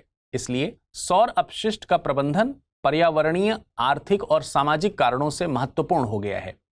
तो चलिए अब समझते हैं कि सौर अपशिष्ट या सौर कचरा क्या होता है। इस अध्ययन के अनुसार सौर अपशिष्ट का मतलब सौर मॉड्यूल का निर्माण के दौरान उत्पन्न कचरे और सौर परियोजना के पूरे जीवन काल से उत्पन्न होने वाले कचरे से है। देखिए, मैन्युफैक्चरिंग में अपशिष्ट को 2 भागों में बांटा जा सकता है। इनमें उत्पादित स्क्रैप और गुणवत्ता परीक्षण में विफल रहने वाली पीवी मॉड्यूल से उत्पन्न अपशिष्ट शामिल हैं। वहीं सौर परियोजना के क्षेत्र में निकलने वाले कचरे में कचरे की 3 कैटेगरी शामिल हैं। पहली, परिवहन और हैंडलिंग के दौरान उत्पन्न अपशिष्ट, यानी क्षतिग्रस्त मॉड्यूल को अपशिष्ट माना जाता है। दूसरी, सौर मॉड्यूल द्वारा उनके जीवन काल के दौरान हुई क्षति के कारण उत्पन्न अपशिष्ट। और तीसरा, जब मॉड्यूल अपने जीवन के अंत तक पहुंच जाते हैं और उपयोग करने योग्य नहीं रह जाते। इन सभी को सौर अपशिष्ट माना जाता है। यह बात भी ध्यान दीजिए कि अध्ययन में केवल क्षेत्र यानी परियोजना जीवनकाल श्रेणी के कचरे पर ध्यान केंद्रित किया गया और मैन्युफैक्चरिंग के दौरान उत्पन्न कचरे को शामिल नहीं किया गया। अब यह भी समझते हैं कि अध्ययन के निष्कर्ष क्या हैं। इसके अनुसार 2030 तक भारत की वर्तमान स्थापित सौर क्षमता लगभग 340 किलो टन कचरा उत्पन्न करेगी। यह वर्तमान से 3 गुना अधिक है। वहीं इस कचरे का लगभग 67% हिस्सा राजस्थान, गुजरात, कर्नाटक, तमिलनाडु और आंध्र प्रदेश सहित 5 राज्यों द्वारा उत्पादित होने की उम्मीद है। ऐसा इसलिए है क्योंकि इन 5 राज्यों में वर्तमान में अन्य राज्यों की तुलना में अधिक सौर क्षमता है। इसके अलावा ये राज्य अगले वर्षों में अपनी सौर क्षमता का बड़े पैमाने पर विस्तार करने की योजना बना रहे हैं। इसलिए इन राज्यों से और भी ज्यादा सौर कचरा निकलेगा। अब ये भी जान लीजिए कि इन सौर अपशिष्ट में सिलिकॉन, तांबा, ट्यूल्यूरियम और कैडमियम जैसे खनिज होते हैं। खास बात यह है कि इन्हें भारत सरकार द्वारा देश के आर्थिक विकास और राष्ट्रीय सुरक्षा के लिए महत्वपूर्ण खनिजों के रूप में वर्गीकृत किया गया है। आपको ये बता दें कि 2030 तक उत्पन्न होने वाले 340 किलो टन कचरे में 10 किलो टन सिलिकॉन, 12 से 18 टन चांदी और 16 टन कैडमियम और ट्यूलिरियम शामिल होंगे। अब सवाल ये है कि इन सौर अपशिष्ट से कैसे निपटें। रिपोर्ट में सौर अपशिष्ट प्रबंधन के लिए कई सिफारिशें भी दी गई हैं। इनमें नीति निर्माताओं से स्थापित सौर क्षमता का एक व्यापक डेटाबेस बनाने का आग्रह किया, जो अगले वर्षों में सौर कचरे का अनुमान लगाने में मदद करेगा।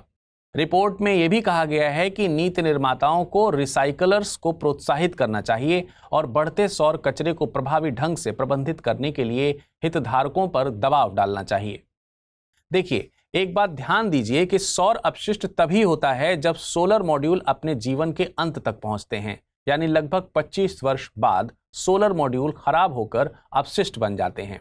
इस रिपोर्ट में सौर पैनलों के रिसाइकलिंग के 2 व्यापक तरीकों के बारे में बात की गई है। पहले तरीके में कचरे को कुचलना, छानना और कतरना जैसी यांत्रिक प्रक्रियाएं शामिल होती हैं, लेकिन इस विधि के माध्यम से चांदी और सिलिकॉन जैसी अधिक मूल्यवान सामग्री को पुनर्प्राप्त नहीं किया जा सकता।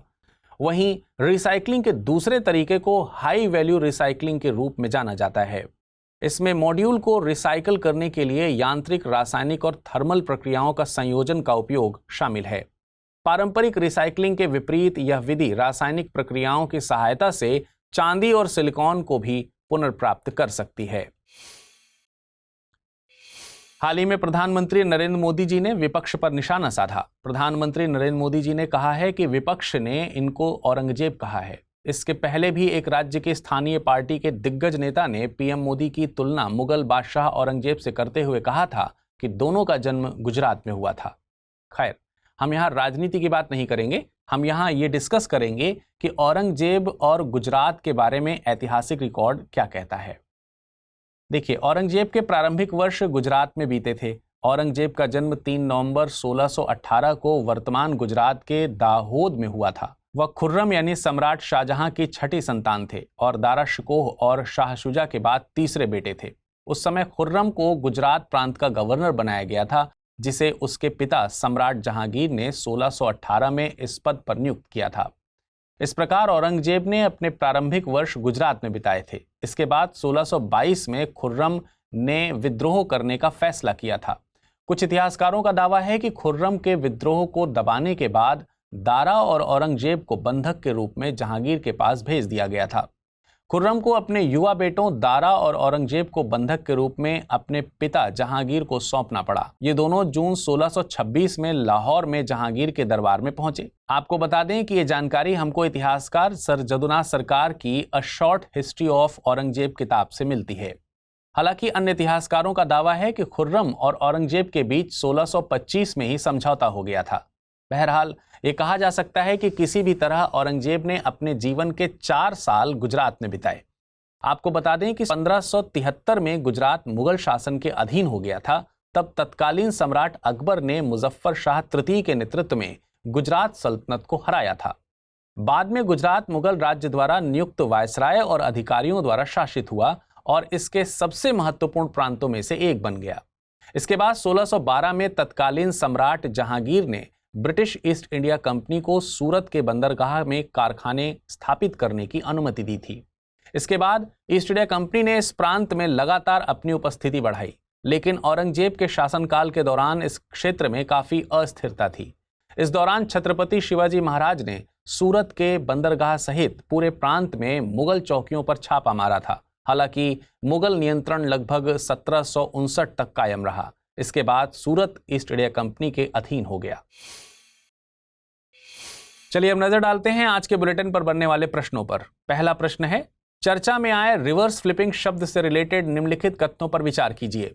रिवर्स फ्लिपिंग विदेशी स्टार्टअप्स द्वारा अपनी कंपनियों के मुख्यालय भारत में स्थानांतरित करने से संबंधित है। आर्थिक सर्वेक्षण 2022-23 में रिवर्स फ्लिपिंग की अवधारणा को मान्यता दी गई थी। उपरोक्त कथनों के आधार पर सही विकल्प का चुनाव कीजिए। केवल कथन 1 सही है, केवल कथन 2 सही है, दोनों कथन सही हैं या फिर दोनों कथन गलत हैं। अगला प्रश्न है, हाल ही में किस देश ने एस्बेस्टस पर व्यापक प्रतिबंध की घोषणा की है? अमेरिका, डेनमार्क, आइसलैंड या फिर नॉर्वे? चलिए अब नजर डाल लेते हैं पिछले बुलेटिन में क्या प्रश्न पूछे गए थे और उनके सही उत्तर क्या हैं। हाल ही में चर्चा में आई profit and poverty the economics of forced labour report किस संस्था द्वारा तैयार किया गया है? ILO, UN, WFO या फिर WTO? इसका सही जवाब है ऑप्शन ए। अगला प्रश्न था, वर्ल्ड हैप्पीनेस इंडेक्स 2024 के अनुसार सबसे खुशहाल 5 देशों का सही आरोही क्रम कौन सा है? Finland, Denmark, Iceland, Sweden, Israel? Finland, Luxembourg, Switzerland, Iceland, Sweden? Finland, Denmark, America, Sweden, Israel? या फिर Finland, Australia, Iceland, Sweden, Israel? इसका सही जवाब है ऑप्शन ए।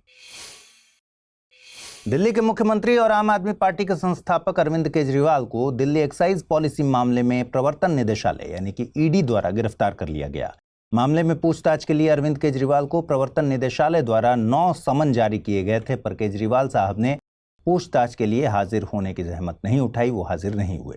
इस गिरफ्तारी के बाद ऐसा देश में पहली बार बताया जा रहा है जब सीएम पद पर रहते हुए किसी व्यक्ति पर ऐसी कार्यवाही हुई हो। हालांकि इसी साल 31 जनवरी को ईडी ने झारखंड के पूर्व सीएम हेमंत सोरेन को भी गिरफ्तार किया था, पर उन्होंने गिरफ्तारी के पहले पद से इस्तीफा दे दिया था। आइए समझते हैं कि क्या है एक्साइज पॉलिसी मामला और केजरीवाल पर क्या आरोप लगाए गए हैं।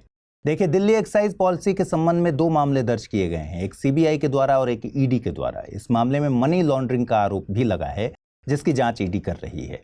ये सारे मामले जुलाई 2022 में दिल्ली के मुख्य सचिव नरेश कुमार द्वारा उपराज्यपाल यानी एलजी विनय कुमार सक्सेना को सौंपी गई एक रिपोर्ट से सामने आए हैं।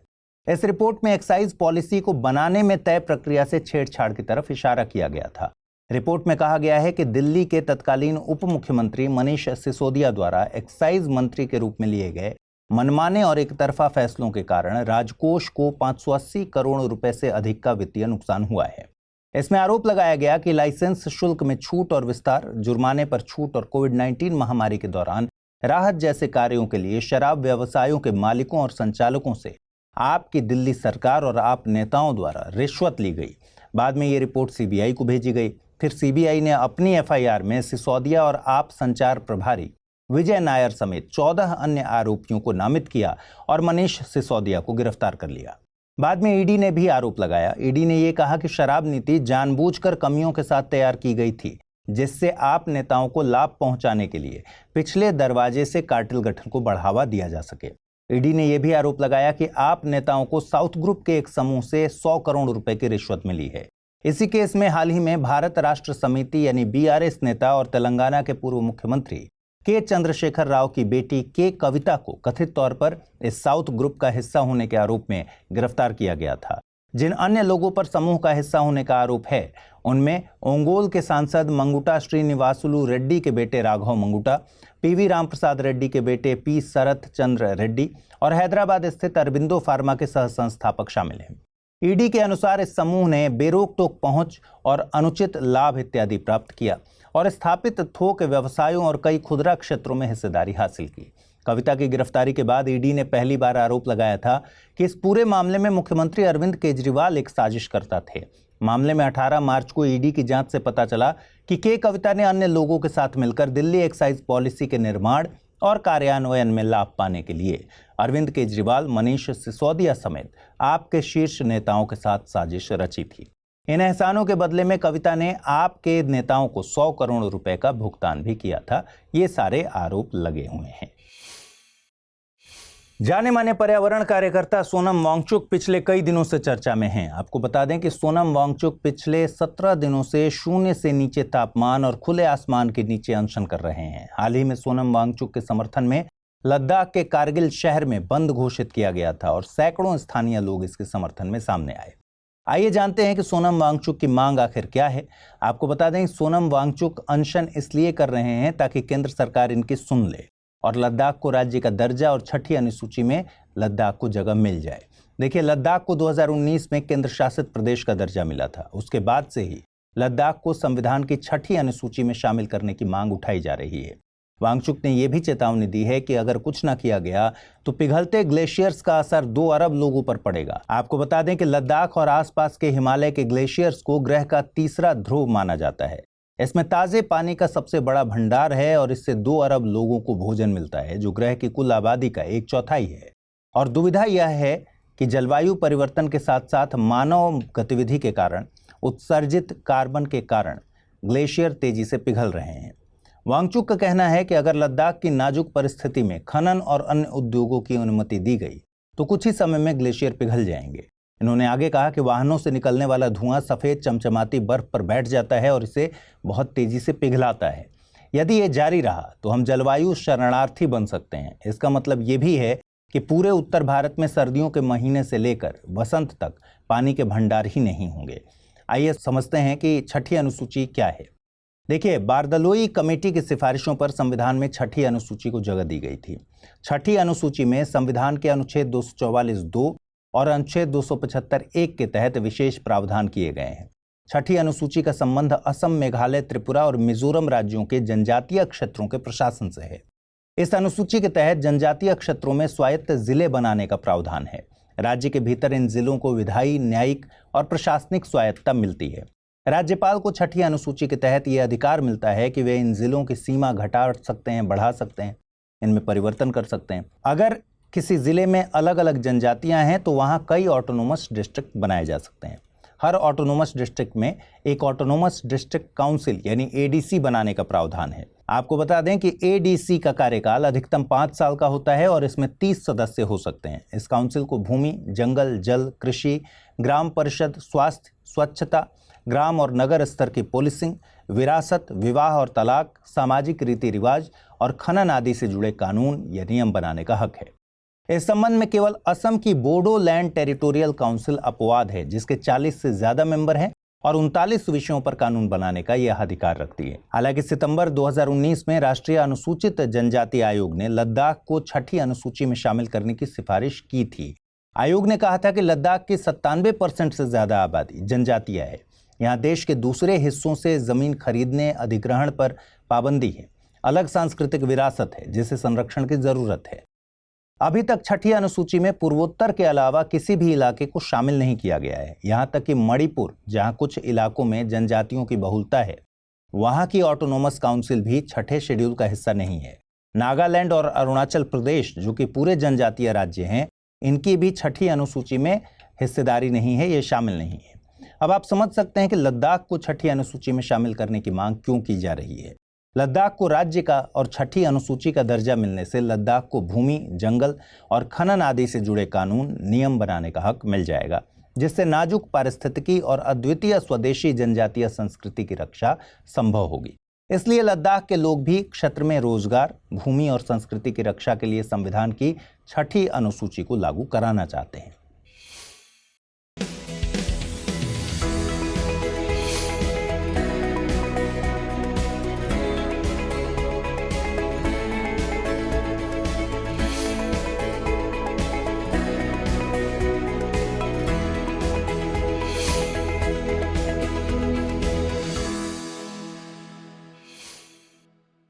हाल ही में भारतीय अंतरिक्ष अनुसंधान संगठन इसरो ने Pushpak reusable landing vehicle RLV LEX-02 के लैंडिंग एक्सपेरिमेंट को सफलतापूर्वक अंजाम दिया। इसरो ने यह कारनामा चित्रदुर्ग में स्थित एरोनॉटिकल टेस्ट रेंज में कर दिखाया है। इसरो ने इस एक्सपेरिमेंट का पूरा डिस्क्रिप्शन दिया है। इसरो ने बताया कि पंखों वाले वाहन, जिसे पुष्पक कहा जाता है, को भारतीय वायुसेना के चिनूक हेलीकॉप्टर द्वारा उठाया गया और 4.5 किलोमीटर की ऊंचाई से छोड़ा गया। रिलीज होने के बाद जब यह रनवे से 4 किलोमीटर की दूरी पर पहुंचा तो पुष्पक ने स्वायत्त रूप से क्रॉस रेंज सुधारों के साथ रनवे पर ठीक से उतरने का कारनामा किया और अपने brake, parachute, landing gear brake और नोज व्हील स्टीयरिंग सिस्टम का उपयोग करके रुक भी गया। कुल मिलाकर आसान भाषा में समझिए तो इस विमान को ऊंचाई से छोड़ा गया और ये तय जगह पर सेफ तरीके से उतर गया। देखिए, नॉर्मल लॉन्चिंग व्हीकल उड़ान भरते हैं, अपने साथ पेलोड ले जाते हैं, पेलोड को निर्धारित कक्षा में रखते हैं और खुद फना हो जाते हैं। मतलब normal launching vehicle one time use के लिए बने हैं। अब आजकल अंतरिक्ष प्रौद्योगिकी के क्षेत्र में भी बड़ा कंपटीशन है। हर एक छोटा देश कम लागत में अपना उपग्रह लॉन्च करवाना चाहता है और वन टाइम यूज़ वाले नॉर्मल लॉन्चिंग व्हीकल लॉन्चिंग लागत को कम नहीं कर सकते और नॉर्मल लॉन्चिंग व्हीकल से अंतरिक्ष कचरे की समस्या भी बढ़ने का डर रहता है। यानी नॉर्मल लॉन्चिंग व्हीकल से पर्यावरण को खतरा है। इसलिए रीयूजेबल लैंडिंग व्हीकल का कॉन्सेप्ट इस धरती पर आया। तो हम कह सकते हैं कि रीयूजेबल लैंडिंग व्हीकल एक टिकाऊ लॉन्चिंग व्हीकल है जिसका मकसद रीयूजेबिलिटी और विश्वसनीयता को बढ़ाकर प्रक्षेपण लागत को कम करना है। यह विमान किसी रॉकेट के समतुल्य माना जा सकता है। बस अंतर यह है कि रीयूजेबल लैंडिंग व्हीकल अपना काम करके धरती पर वापस लौट आता है। इसी प्रकार RLV को कई लॉन्चिंग और लैंडिंग का सामना करने के लिए पर्याप्त मात्रा में टिकाऊ बनाया जाता है। इसके लिए व्हीकल की डिज़ाइन हल्की रखी जाती है और मजबूत रखी जाती है। साथ ही इसमें ऐसे मटेरियल का इस्तेमाल करना आवश्यक है जो अंतरिक्ष उड़ान की चरम स्थितियों का सामना कर सके। RLV LEX-02 लैंडिंग का यह एक्सपेरिमेंट इसरो द्वारा किए गए इस प्रकार के एक्सपेरिमेंट की श्रृंखला में दूसरा है। दरअसल पहला RLV-LEX-01 मिशन पिछले साल ही पूरा हुआ था। हाल ही में खबर आई है कि भारत के चुनाव आयोग ने ग्रामीण विकास मंत्रालय को महात्मा गांधी राष्ट्रीय ग्रामीण रोजगार गारंटी अधिनियम यानी मनरेगा एक्ट के तहत संशोधित मजदूरी को अधिसूचित करने की अनुमति दे दी है। यह संशोधित मजदूरी 1 अप्रैल से अगले वित्तीय वर्ष के लिए प्रभावी होगी। देखिए, कुछ दिनों पहले ही आचार संहिता लागू हुई थी और आचार संहिता लागू होने के बाद किसी भी प्रकार की लोक लुभावन घोषणाओं को करने की मनाही होती है, लेकिन सरकार ने मनरेगा एक्ट के तहत मजदूरी को बढ़ाने की घोषणा को अधिसूचित करने की अनुमति मांगी थी। तो आइए समझते हैं मनरेगा योजना क्या है। मनरेगा योजना विश्व के सबसे बड़े रोजगार गारंटी कार्यक्रमों में से एक है। इसे ग्रामीण विकास मंत्रालय द्वारा 2005 में शुरू किया गया था। यह योजना सार्वजनिक कार्यों से संबंधित अकुशल शारीरिक कार्य करने के इच्छुक किसी भी ग्रामीण परिवार के वयस्क सदस्यों को प्रत्येक वित्तीय वर्ष में न्यूनतम 100 दिनों के रोजगार की कानूनी गारंटी देता है। इसका मतलब यह है कि मनरेगा की सबसे खास बात है इसकी कानूनी गारंटी।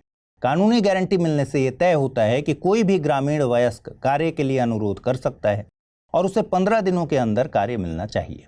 अगर काम नहीं मिलता तो बेरोजगारी भत्ता मिलना चाहिए। इस योजना में महिलाओं को प्राथमिकता दी जाती है ताकि कुल लाभार्थियों में कम से कम 1/3 महिलाएं लाभार्थी के तौर पर शामिल हों। इसी के साथ मनरेगा एक्ट की धारा 17 में मनरेगा के तहत किए गए सभी कार्यों का सामाजिक लेखा परीक्षण भी जरूरी किया गया है। आपको बता दें कि भारत सरकार का ग्रामीण विकास मंत्रालय राज्य सरकारों के साथ मिलकर इस योजना के क्रियान्वयन की निगरानी करता है। योजना का मकसद बहुत व्यापक है। योजना मुख्य रूप से ग्रामीण भारत में गरीबी रेखा से नीचे रहने वाले लोगों को अर्ध या अकुशल कार्य प्रदान करती है, जिससे ग्रामीण लोगों की क्रय शक्ति में सुधार लाया जा सके और अंततः देश में अमीर और गरीब के बीच के अंतर को कम किया जा सके। चलिए अब यह भी समझिए कि मनरेगा श्रमिकों के लिए मजदूरी दरें कैसे तय की जाती हैं। दरअसल केंद्र सरकार मनरेगा एक्ट 2005 की धारा 6 की उपधारा 1 के तहत मनरेगा श्रमिकों के लिए राज्यवार मजदूरी दरें तय करता है। मजदूरी दरें CPIAL consumer price index agriculture labourer के अनुसार तय की जाती है। यह इंडेक्स ग्रामीण क्षेत्रों में मुद्रास्फीति में वृद्धि को दर्शाता है। आइए अब जल्दी से देखें आज के बुलेटिन पर आधारित क्या प्रश्न बन सकते हैं। पहला सवाल है, विश्व जल दिवस से संबंधित निम्नलिखित कथनों पर विचार कीजिए। वर्ष 1992 में ब्राजील के रियो डी जेनेरियो में आयोजित संयुक्त राष्ट्र के एक सम्मेलन में इसे मनाए जाने का निर्णय लिया गया था और 1993 में पहली बार विश्व जल दिवस मनाया गया था। वर्ष 2010 में संयुक्त राष्ट्र ने सुरक्षित स्वच्छ पेयजल और स्वच्छता के अधिकार को मानवाधिकार के रूप में मान्यता दी थी। उपरोक्त कथनों के आधार पर सही विकल्प का चयन करना है। केवल एक सही है, केवल 2 सही है, दोनों कथन सही हैं या फिर दोनों कथन गलत है। अगला प्रश्न है, छठी अनुसूची का संबंध निम्नलिखित में से किस राज्य के जनजातीय क्षेत्रों के प्रशासन से नहीं है? असम, मेघालय, नागालैंड, मिजोरम।